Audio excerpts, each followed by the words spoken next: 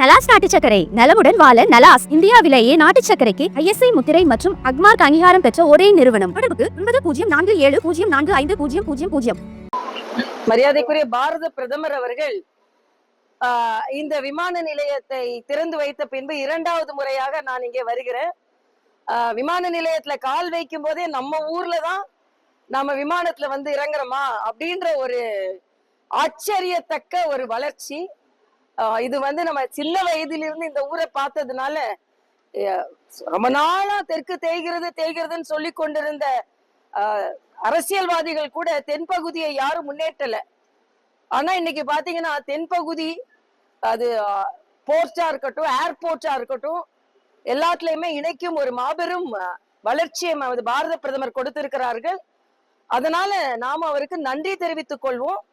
இன்னொன்று, நான் இங்க தேர்தலில் நிற்கும் போது இங்க விரிவடையப்பட்ட எல்லா வசதிகளும் வரும்னு சொன்னும் போது எல்லாரும் கிண்டல் செய்தாங்க. ஆனா இன்னைக்கு அதே வளர்ச்சி இங்கே வந்து கொண்டிருக்கிறது. ஆனா இது பாரத பிரதமரின் முழுமையான முயற்சியினாலும் தொலைநோக்கு பார்வையினால்தான். இதை வேறு யாரும் எங்களாலதான் கொண்டு வந்ததுன்னு சொல்ல முடியாது. ஏன்னா இங்கே உள்ள பாராளுமன்ற உறுப்பினர் இதற்கு முன்னால UPA கவர்மெண்ட்ல அவங்க கட்சி ஏறக்குறைய 20 ஆண்டுகள் ஆட்சியில் இருந்தாங்க. அப்ப மத்திய அரசிடம் சொல்லி எந்த திட்டத்தையும் இவங்க கொண்டு வரல. அதனால இன்றைய காலகட்டத்துல மரியாதைக்குரிய பாரத பிரதமரின் தொலைநோக்கு தான் இந்த திட்டங்களுக்கெல்லாம் வழிவகுத்து இருக்கிறது. இன்னைக்கு அவங்க ஒரு பெரிய கார் கம்பெனிய திறந்திருக்காங்க. ஆனா எந்த அந்நிய முதலீடுனாலும் அதற்கு காரணம் பாரத பிரதமர் இந்தியாவை உலக வரைபடத்தில் நிறுத்தியதுனாலதான். அது மட்டும் இல்ல, இங்கே அந்த கார் எக்ஸ்போர்ட் ஆகணும். இதுக்கு எல்லாமே நாம வளர்ச்சி அடைந்த மத்திய அரசின் துணை தேவை. அதனால மத்திய அரசு தான் இதற்கு எல்லாவற்றிற்கும் காரணம். அதை நாம் ஒப்புக்கொள்ள வேண்டும். இங்கே அரசியல் ரீதியாக அந்த ஒரு படத்தை எல்லாரும் என்கிட்ட சொன்னாங்க. பிரதமர் வந்து திறந்து வைக்கிறாரு, இங்க உள்ள அமைச்சர் ராஜா கைய ரெண்டையும் பாக்கெட்ல போட்டுட்டு கை தட்டிடக்கூடாது அப்படின்னு நின்றுட்டு இருந்தாரு. அந்த படம் எல்லா இடத்துலயும் சோசியல் மீடியாலயும் வந்தது. ஆனா இன்னைக்கு போய் அவங்க நன்றி சொல்ல வேண்டிய சூழ்நிலை தான். ஏன்னா பாரத பிரதமர் தான் இதற்கு காரணம் என்பதை இந்த ஏர்போர்ட்ல வச்சு நான் சொல்றேன். இங்க கூட சொன்னேன், ஏர்போர்ட்ல கப்பல் இருக்கிறது தூத்துக்குடியில மட்டும்தான், விமானமும் கப்பலும் ஒரு இடத்துல இருக்கு. அதற்கு இங்க நிக்கும் போது பாபு சிதம்பரம் பிள்ளை இருந்தா எவ்வளவு மகிழ்ச்சி அடைவார் என்று நான் சொன்னேன். வருங்காலத்திலும் வளர்ச்சிகள் தொடரும் என்பது எனது கருத்து. ராகுல் காந்தி ஏன் கைது செய்யப்பட்டிருக்கிறார்? பொய் சொன்னதுக்காக கைது செய்யப்பட்டிருக்கிறார். அனுமதி இல்லாமல் ஆர்ப்பாட்டம் செய்ததுக்கு என்னமோ தியாகியா கைது செய்யப்பட்டதை போல முன்னிறுத்தப்படுகிறது. அவங்க சொல்றது எல்லாமே பொய். அதை தேர்தல் ஆணையம் பார்த்து கொள்ளும். ஏன்னா அவங்க ஒரு அதிகாரி. அவங்க எந்த ஆட்சி இருக்காங்க? கர்நாடகாவில் ஆட்சியில் இருக்காங்க. கர்நாடக தேர்தல் ஆணையத்தை குறை சொன்னாங்க. கர்நாடக தேர்தல் ஆணையம் இவங்க 2 இடத்துல ஓட்டு போட்டேன்னு சொன்ன அதிகாரி இல்ல ஒரு இடத்துல ஓட்டு போட்டேன்றதை நிரூபிச்சிருக்காங்க. அதே மாதிரி பீகார்ல தேஜஸ்வி சூர்யா எனக்கு ஓட்டே எடுத்துட்டாங்கன்னாங்க. 2 இடத்துல ஒரு ஓட்டு இருந்தது. தேர்தல் ஆணையம் என்ன சொல்லியிருக்காங்கன்னா, நாங்க பீகார்ல ஓட்டர் லிஸ்ட் சமர்ப்பித்த பிறகு 10 நாளா யாருமே அதற்கு எதிர்ப்பு தெரிவிக்கல. நம்மளே பார்த்திருக்கோம், ஓட்டர் லிஸ்ட் கொடுப்பாங்க, அதை வந்து எல்லாம் வெரிஃபிகேஷன் பண்ணலாம், யாருமே அதை எதிர்ப்பு தெரிவிக்கல. திடீர்னு இப்படி சொல்லி கொண்டு இருக்கிறாருன்னு மக்கள் பார்த்து கொள்வார்கள், ஆணையம் பார்த்து கொள்ளும். இதான் எனது கருத்து. பொய் சொல்வதே அவர் வாடிக்கையா வச்சிருக்காங்க. உச்ச நீதிமன்றத்தினால் கூட குட்டு வாங்கி இருக்கிறார். எப்ப பார்த்தாலும் ஒரு ரெஸ்பான்சிபிள் பர்சன் ரெஸ்பான்சிபிளா பேசுங்கன்னு குட்டு வாங்கி இருக்கிறார். ஸ்டாலின் வந்து திருப்பூர்ல நிகழ்ச்சியில பார்க்கும்போது அதிமுகவுடைய தோல்வி மேற்குல இருந்து ஆரம்பிக்கிறார். அதிமுகவோட கூட்டணி தான் பாஜக. அதிமுக மட்டும்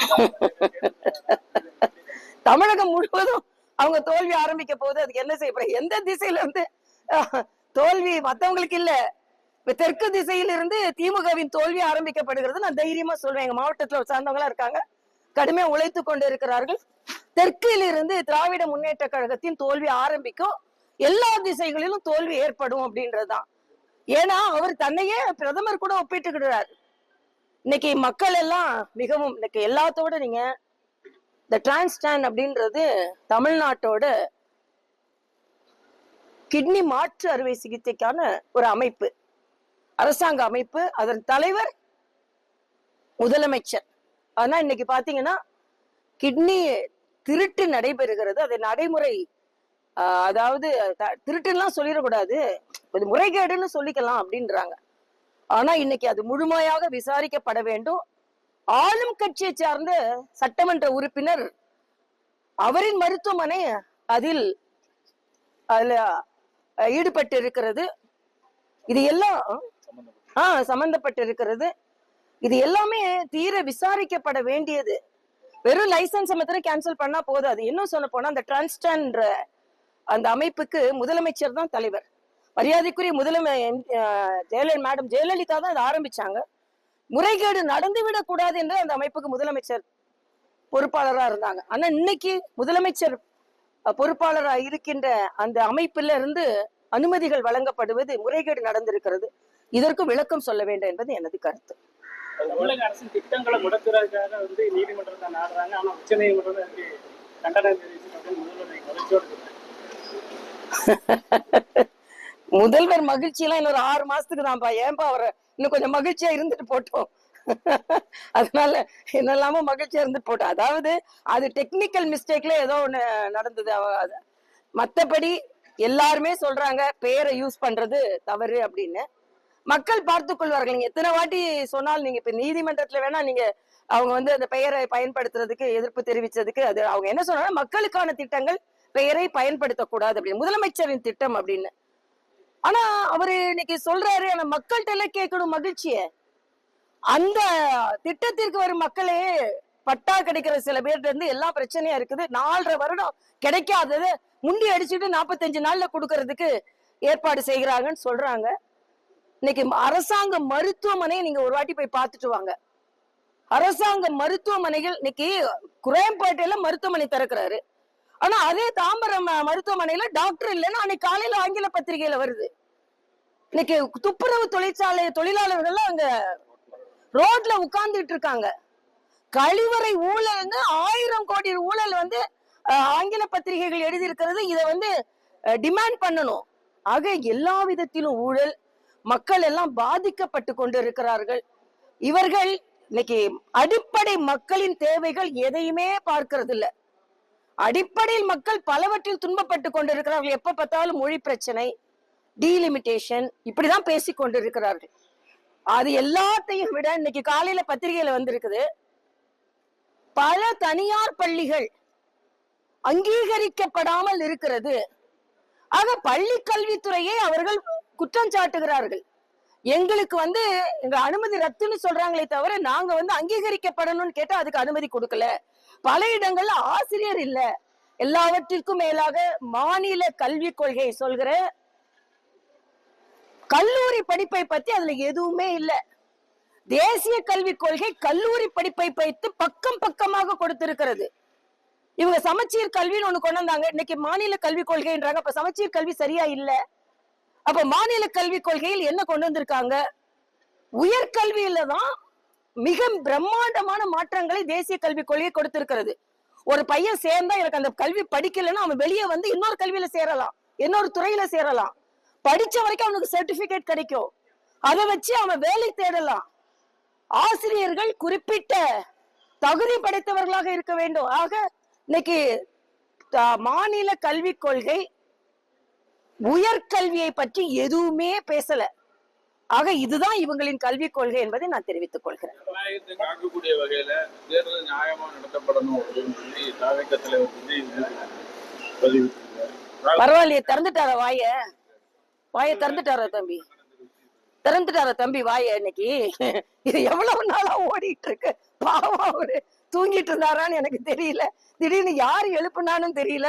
ராகுல் காந்திக்கு கண்டனம். அதுக்கு முன்னால என்னென்னலாமோ பிரச்சனை ஓடிட்டு இருக்கு. கொஞ்சம் கொஞ்சம் தூக்கத்துல இருந்து எழுப்பி எதையான்னு சொல்லட்டும். வலிமையா சொன்னப்புறம் நம்ம பார்ப்போம். அன்றாட மக்களோட பிரச்சனை எவ்வளவோ ஓடிக்கிட்டு இருக்கு. தம்பி விஜய் அதெல்லாம் கொஞ்சம் பார்த்தா பரவாயில்ல. அரசியல் கட்சி தலைவரா இருந்துகிட்டு இதையெல்லாம் கொஞ்சம் பாருங்க தம்பி. நாம சினிமாலன்னா எப்ப வேணாலும் நடிக்கலாம். ஆனா மக்கள் பிரச்சனைனா தினம் தினம் தினம் மக்கள் பிரச்சனையை பற்றி பேசணும். இன்னைக்கு திடீர்னு எந்திரிச்சு இன்னைக்கு அங்க ஆணவ கொலை நடந்தது. தம்பி அதுக்கு வாய் திறந்தாரா? ஆணவ கொலை இந்த தென்பகுதியில மனதிற்கு வேதனையா இருக்குது. ஒரு நல்லா வந்திருக்க வேண்டிய ஒரு பொறியாளரை போட்டு தள்ளி இருக்காங்க. இந்த ஆணவ இப்ப மாத்திரம், அதாவது திருமாவளவன்ல இருந்து எல்லாரும் போன ஆட்சியில ஆணவ கொலை நடந்த போது எல்லாம் அரசாங்கம் தான் காரணம். ஆனா இன்னைக்கு அரசாங்கம் காரணமே இல்ல, ஜாதி தான் காரணமா? இதை கட்டுப்படுத்த வேண்டியது யாரு? அதாவது ஸ்டாலின் அவர்களுக்கு அவங்க கூட்டணி கட்சிகள் சீட்டுக்காக தமிழகத்துல எது நடந்தாலும் வெண்சாமரம் வீசி கொண்டு இருக்கிறார்கள். இது மிக தவறு. இன்னைக்கு எந்த சமூகம் பாதிக்கப்படுகிறதோ அந்த சமூகத்துக்கு குரல் எழுப்ப கூட திருமாவளவன் போன்றவர்கள் மறுக்கிறார்கள். அதுல வேற அங்க ஒரு ஆர்ப்பாட்டம் பண்ணா போதுமா நான் கேக்குறேன். இப்ப தம்பி விஜய் அப்பெல்லாம் எங்க போயிருந்தாரு? ரூட்டெல்லா கொலை பண்ணும்போது எங்க போயிருந்தாங்க? கொஞ்சம் சிந்திக்கட்டும். ஒரு அரசியல் கட்சி தலைவரை மிளறணும்னு நினைக்கும் போது மிரளணும் மிளறணுமா ரெண்டுலையும். ஆக கொஞ்சம் மக்களை பற்றி சிந்திக்க வேணும். அப்பதான் நம்ம அரசியல் கட்சி தலைவர் ஒத்துக்கலாம். இடையில ஒரு லாங் கேப் தூங்கிட்டு இருப்பா, திடீர்னு எந்திரிச்சு என்னாச்சுன்னு கேட்டா அவருக்கே புரியாது, நமக்கும் புரியாது. என்னடா யார் கேட்டா, எந்த விஜய் கேட்டா, எப்படி கேட்டாரு பாக்கலாம். கூட்டணியா ஸ்ட்ராங் பண்ணணும்னு சொன்னா அதிமுகவோட பெரிய கட்சி அதிமுக கூட்டணி வச்சிருக்கு. ஆனா அதிமுக ஏற்கனவே கூட்டணி இருந்த தேமுதிக பிற கட்சிகளை மட்டும் முதலமைச்சர் போய் ஓபிஎஸ் வெளியே போயிட்டாரு. தேமுதிக வந்து முதலமைச்சர் போய் பார்த்துருக்காங்க. இல்ல இன்னும் கால அவகாசம் இருக்குல்ல, இன்னும் பிளவினாலேயே எங்க கூட்டணி வலிமையான கூட்டணியா இருக்கும். இன்னும் கால அவகாசம் இருக்குது. இப்போ மரியாதைக்குரிய அண்ணன் இபிஎஸ் சுற்றுப்பயணம் செய்து கொண்டிருக்கிறார். எங்கள் தலைவர் 17ஆம் தேதியில இருந்து வாக்குச்சாவடி மாநாடுகள் நாங்க தென்பகுதியில நடத்த போறோம். பல்லாயிரக்கணக்கான வாக்குச்சாவடி முகவர்கள் கலந்து கொள்ள போகிறார்கள். நாங்கள் தலைவர்கள் எல்லோரும் வந்து கலந்து கொள்ள போகிறோம். அதனால இன்னும் கால அவகாசம் இருக்கிறது. அல்ல எங்க கிட்ட சேர்றவங்க எல்லாரும் சேருவாங்க, எந்தவித மாற்று கருத்தும் இல்லை. இன்னொன்று, எதிர்கூட்டணியில சேர்ந்தா மட்டும்தான் மக்கள் நலன் சார்ந்த கட்சி என்பதை தமிழக மக்கள் உணர்வார்கள் என்பதற்காகவாவது திமுக கூட்டணிக்கு எதிராக இன்று பயணித்துக் கொண்டிருக்கின்ற கட்சிகள் எல்லாம் ஒன்று சேர வேண்டும் என்பது எனது கருத்து. என்னப்பா முதலமைச்சர் வந்து ஜெர்மன் இங்கிலாந்து நாடுகளுக்கு முதலீடு என்பதற்காக தமிழ்நாட்டுல பல இடத்துக்கு வரமாட்டாரு. கள்ளக்குறிச்சிக்கு என்ன ஆச்சு? கள்ளச்சாரம் இருந்த இடத்துல அங்க போக மாட்டாங்க. ஆனா இன்னைக்கு ஜெர்மனிக்கு இதுக்கு முன்னால போன இடத்துல எல்லாம் எவ்வளவு முதலீடு வந்திருக்கிறது என்று முழுமையான அழிக்க கொடுத்துட்டு ஜெர்மனிக்கு போட்டோம். இதுக்கு பெரிய ஒரு படம் போட்டுட்டு ஜெர்மனிக்கு போவாங்க, இவ்வளவு முதலீடு வருதுன்பாங்க, அப்புறம் ஒண்ணும் வராது. அதனால வெளிநாட்டுக்கு இதுக்கு முன்னால போன வெளிநாடுகள் எத்தனை வெளிநாடுகள், எத்தனை முதலீடுகள் என்று சொன்னீர்கள், சொன்ன முதலீடில் எவ்வளவு வந்தது என்று கணக்கு கொடுங்கள் என்பது நமது கருத்து. எனது கருத்து இல்ல, மக்களோட கருத்து. இது மிக மிக வருத்தம் அளிக்கக்கூடியது. தெருநாய்கள் மக்களை கடிக்கிறது. இதுல என்னன்னா, கார்ப்பரேஷன் எல்லா இடங்களும் சரி, லோக்கல் நிர்வாகம் மிக மிக எச்சரிக்கை தன்மை இல்லாமல் நடந்து கொள்கிறார்கள். ஏதோ உங்களுக்கு குடும்ப கட்டுப்பாடு செய்துட்டு வெளியே விட்டுட்டா போதும்னு, அது தவறு. கடித்தா ரேபிஸ், அதற்கான மருந்துகள் கூட எல்லா அரசு மருத்துவமனையில இருக்கா என்னன்னு தெரியல. அதனால தெருநாய்களுக்கு என்று ஒரு திட்டம் தீட்டப்பட வேண்டும். அந்த திட்டத்தின் மூலமாக மக்கள் பாதிக்கப்படக்கூடாது.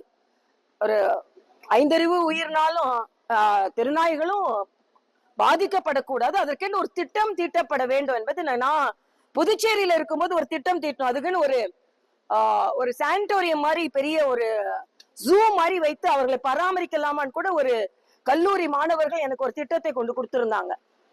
ஆக ஏதாவது புதுமையா அவர்களை நாய்களை பராமரிக்கணும், அதே நேரத்துல மற்றவர்களை கடிக்க கூடாது என்ற ஒரு திட்டம் கொண்டு வர வேண்டும் என்பதும். இன்னைக்கு பாத்தீங்கன்னா பல லட்சம் வீட்டு நாய்கள் இருக்கிறது, ஆனா பதிவு செய்யப்பட்டது சில 100 நாய்கள் தான் வந்திருக்கு. ஆக இது எல்லாமே முறைப்படுத்தப்பட வேண்டும் என்பது எனது கருத்து.